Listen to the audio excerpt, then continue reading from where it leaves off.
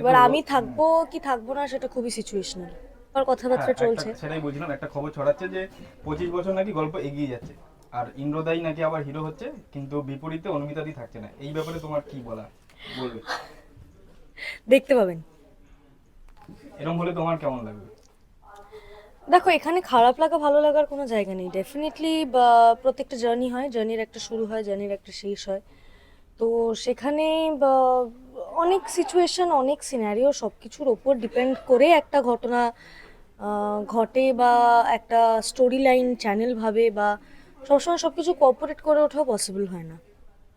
তো সব কিছু মিলিয়ে মিশিয়ে ডেফিনেটলি একটা গল্প হতে চলেছে। আজকে এবার তো আমি থাকবো কি থাকবো না সেটা খুবই সিচুয়েশনাল। আজকে একটা খবর ছড়াচ্ছে সোশ্যাল মিডিয়ায় যে 25 বছর গল্প নাকি এগিয়ে যাচ্ছে, সেখানে ইন্দ্রদাই আবার হিরো হচ্ছে, কিন্তু অনুমিতা দিয়ে আর থাকছে না। এই ব্যাপারে তুমি কি বলবে?